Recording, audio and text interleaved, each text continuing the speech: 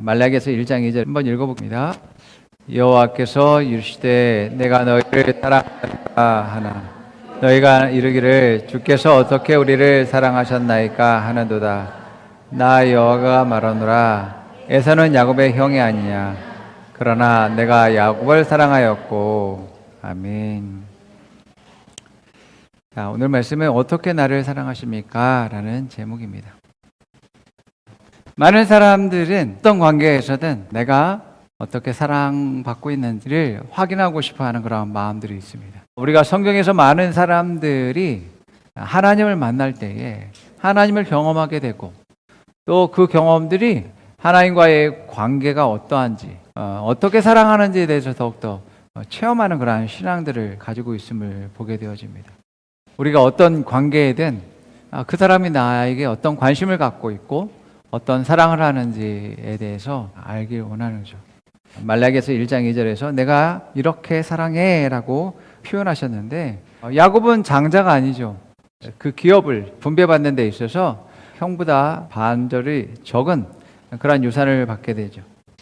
그래서 하나님의 기업을 이어받는 데 있어서 우선순위는 아니었는데 이제 하나님께서 야곱을 선택함으로 말미암아서 야곱을 축복하시고 야곱을 쓰시기로 하나님께서 계획하시면서 이제 네가 사랑받지 못하고 또 택함받지 못한 상황에서 네가 자격이 없는 상황에서 내가 너를 선택했고 너를 축복했으며 내게 은혜를 베푸셨다라고 이야기하면서 내가 사랑받는 자야라고 하나님 말씀하고 있음을 보게 되어집니다.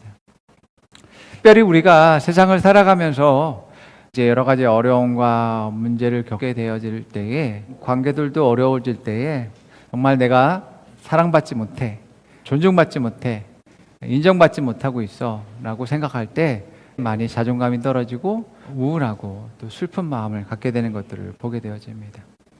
하나님과의 관계에서도 우리가 어떤 문제와 어려움이 있게 될 때 하나님이 나를 사랑하지 않는가 봐. 하나님은 내게 관심이 없어. 하나님은 나를 축복하지 않으셔 라고 생각하게 된다라는 것입니다.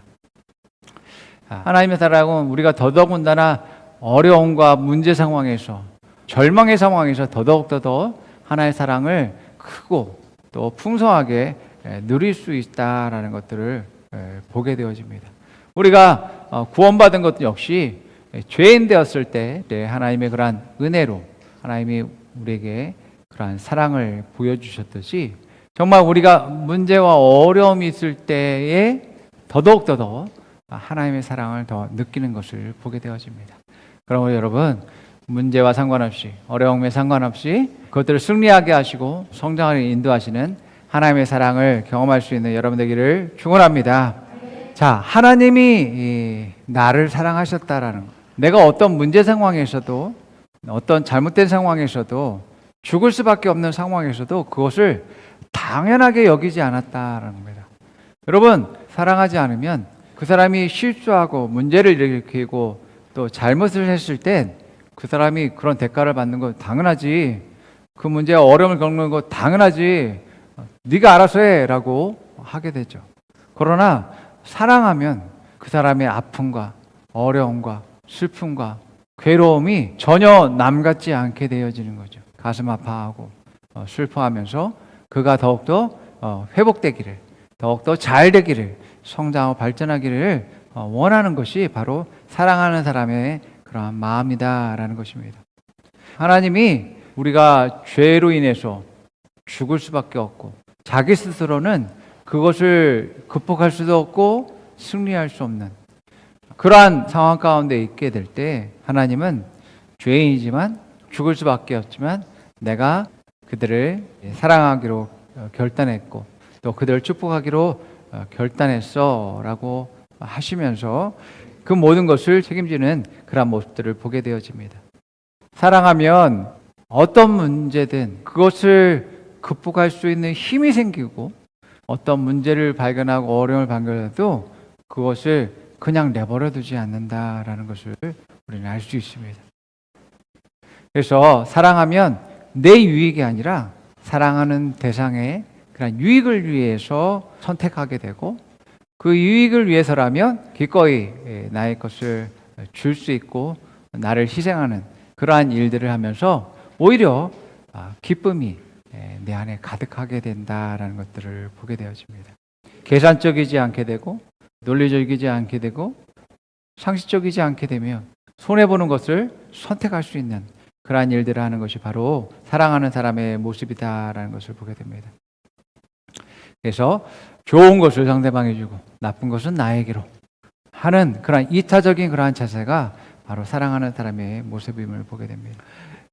자, 그래서 마지막 때일수록 더 많은 하나님을 닮은 사람들이 일어서야지만 되고 예수님의 그러한 사랑을 나타날 때에 세상은 비로소 소망을 갖게 되어지는 것을 보게 됩니다.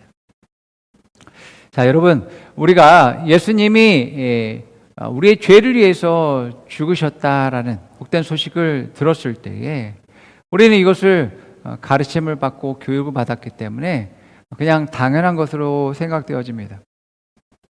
그런데 예수님이 십자가를 지는 것은 당연한 것이 아니죠. 예수님은 의인이었고 하나님의 본체이셨고 또 하나님의 형상이셨죠. 하나님이 사랑하고 기뻐하는 자다라고 말씀하셨어요. 이처럼 법적으로는 도저히 죽으면 안 되는 그 형벌을 당해서는 안 되는 그러한 분께서 우리의 죄를 짊어지시고서 죽게 되었다라는 것을 보게 됩니다. 이러한 것이 우리를 향한 그러한 사랑 때문에 이루어진 것이다라고 말씀하고 있습니다. 예수님은 의인이시고 하나님의 본체이셨지만 예수님이 죽으시면 안 되는 분이었는데 우리의 죄 때문에 죄를 짊어지고 죽음으로 자기의 생명을 우리에게 주시는 일들을 하신 것을 보게 됩니다. 우리의 많은 사역들과 또 이제 많은 헌신과 수고를 요하는 그러한 사회적으로 이제 가난하고 힘이 없는 그러한 사람들을 위해서 수고하게 될 때에 내가 왜 그들의 문제를 짊어져야 되는가? 그들의 어려움에 내가 뛰어들어서 그 일을 감당해야 되는가? 이런 많은 일들은 바로 하나님의 하신 그 사랑을 실천하기 위한 그러한 일들이다라는 것들을 보게 되어집니다. 많은 사람들이 성공하기를 좋아하겠죠. 또 영광스럽고 이제 인정받는 것들을 좋아할 것입니다. 오히려 실패하고 낙오되고 좌절되고 절망하는 그러한 삶 아무도 원하지 않을 것입니다. 그런데 하나님은 그러한 우리를 사랑하셨다라는 겁니다. 우리 실패한 인생이고 더 이상 소망이 없으며 무엇을 했든지 허무하고 절망으로 나아가는 그러한 상황 가운데서 이제 하나님은 우리를 사랑하실 것을 선택하고 또 자신을 내어주는 것들을 보게 됩니다. 하나님도 죄를 싫어하시죠. 죄를 싫어하시지만 나를 사랑하기로 선택하셨어요. 그 선택의 결과로 또한 자신의 모든 것들을 내어주는 일들을 했다라는 것들을 보게 됩니다. 그러므로 여러분, 나에겐 그러한 필이 안 와요. 다른 사람들을 이제 사랑하기 위한 그런 궁일한 마음들이 안 와요. 라고 말씀하시는 분들이 있는데 아니에요. 여러분들이 말씀을 기억하고 있듯이 예수님이 그러한 사랑을 여러분들이 알듯이 여러분들은 그 사랑을 실천해야 된다. 선택해야 된다. 선택을 여러분들이 결정하고 그렇게 하기로 마음 먹는다면 그때에 그 사랑이 더욱더 여러분들에게 부어진다라는 것을 깨닫게 되어집니다. 하나님의 그 사랑은 그 가치와 존귀함, 소중한 것들을 주심으로 말미암아서 그 사랑을 확증해 보여줬다라고 말씀하고 있음을 보게 됩니다. 바로 뭐예요? 하나님의 그 생명, 존귀한 그러한 생명과 그 영광 우리에게 주셨음을 말씀하고 있습니다. 생명을 주었다라는 것은 그분의 모든 전부를 주셨다라는 것을 말하고 있고 주신 분은 그것을 잃었다라고 말할 수 있습니다. 그래서 생명을 준다라는 것은 그분의 가장 가치 있는 것이고 모든 것을 주었음을 말씀하고 있습니다. 마태복음 7장 6절에서 예수님이 이렇게 얘기했어요. 거룩한 것을 개에게 주지 말며 너희 진주를 돼지 앞에 던지지 말라. 그것을 발로 밟고 들이켜 너희를 찢어 상하게 할까 염려하라. 예수님은 가치 있는 것을 가치 없는 것에 그것을 주게 될 때에 그 가치를 인정받지 못하고 더럽혀진다라고 이야기하고 있어요. 그러나 하나님은 그럴지라도 우리에게 하나님의 그 생명을 얻을 수 있는 그런 기회를 우리에게 주신 것입니다. 우리는 한 몸이라고 이야기하고 있습니다. 한 몸이기 때문에 그 사람의 그러한 연약하고 단점이 될 수 있는 것은 내일이라고 생각해야지만 됩니다. 예. 그럴 때 그 사람의 그 단점도 없어지고 또 우리가 그것을 통해서 더욱더 사랑과 또 존중하는 것을 더욱더 경험하게 되어집니다. 하나님의 사랑을 우리가 아는 것도 많은 그러한 축복과 은혜를 내려줄 때만 하나님의 사랑을 아는 게 아니라 내가 어려울 때, 문제가 많을 때, 힘들 때에 하나님이 내 단점을 감당하시고 내가 부족함에도 불구하고 나를 들어서 쓰시고 사용하시고 역사하시는 그러한 일들을 통해서 하나님의 사랑을 더욱더 알게 되어진다라는 것입니다. 가룟 유다가 나드 한 병을 예수님께 드리는 마리아를 책망하는 그러한 일들을 하죠. 우리가 수고하고 헌신하는 그러한 일들은 낭비하고 허비하는 것이 아닙니다. 그러한 책임을 다하는 일들을 하게 될 때 그에 따른 영광과 또 기쁨과 특별히 하나님께서 역사하시는 놀라운 일들로 보게 되어지는 것이죠. 자, 그래서 기독교가 다른 종교가 다른 것은 바로 하나님이 직접 자기 자신의 그 생명을 존귀함과 영광을 주시고 또 함께 하셨다라는 것입니다. 어떤 종교의 창시자도 자기의 생명을 주거나 그들의 삶과 함께하고 문제가 있고 또 어려움 속에서 그들의 짐을 지는 그러한 사람이 없다라는 것들을 우리가 보게 되어집니다. 그래서 하나님은 항상 성경 말씀을 통해서 나는 이렇게 너를 사랑해 라고 이제 말씀하시고 또 확증하시고 그것들을 보이시고 역사하시는 그러한 일들을 해왔다는 것들을 보게 되어집니다. 내가 너를 위해서 이러한 대가를 치렀고 이러한 희생을 감내해야지만 되었어. 내가 이만큼 사랑하고 내가 내 목숨보다도 너를 사랑하고 내가 모든 것을 다해서 너를 사랑해 라고 말씀하고 있다라는 것입니다. 자, 그럼에도 불구하고 많은 그리스도인들이 성공하는 삶을 살게 될 때 하나님이 나를 사랑하셔 라고 생각한다라는 겁니다. 이제 부요함으로 말미암아 하나님의 사랑을 느끼는 많은 사람들은 잘못된 그런 기복신앙으로 나아갈 수가 있습니다.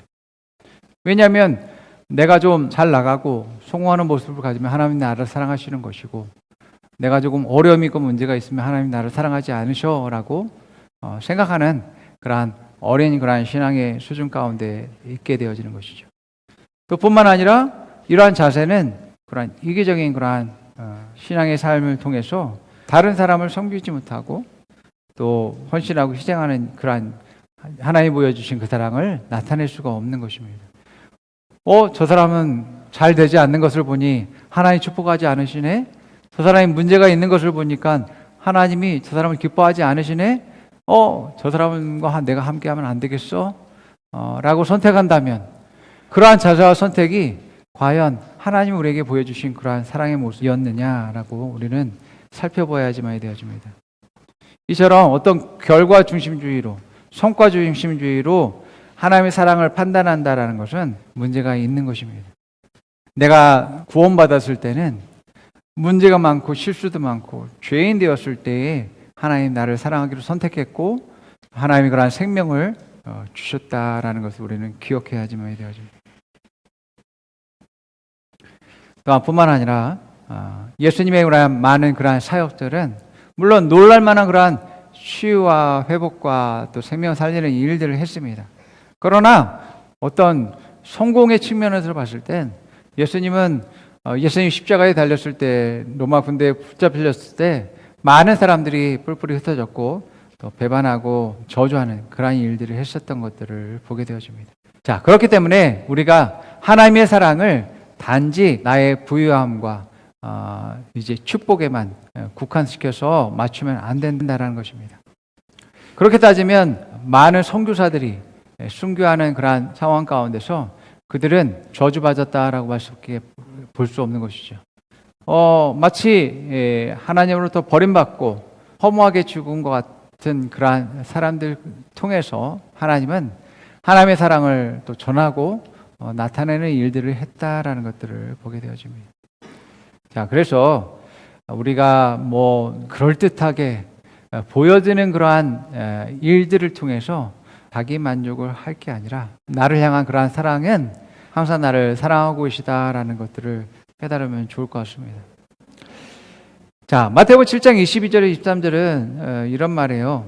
한번 읽어볼게요. 그날에 많은 사람이 나더러 이르되 주여 주여 우리가 주의 이름으로 선지자 노릇하며 주의 이름으로 귀신을 쫓아내며 주의 이름으로 많은 권능을 행하지 아니하였나이까 하리니 그때 내가 그들에게 밝히 말하되 내가 너희를 도무지 알지 못하니 불법을 행하는 자들아 내게서 떠나가라 하리라. 아멘. 하나님은 우리가 모든 삶 속에서 하나님이 어떻게 나를 사랑하는지에 대해서 알기를 원하십니다. 그리고 그 사랑 알아서 우리가 하나님의 뜻대로 말씀대로 행하면서 이제 순종하기 원하죠.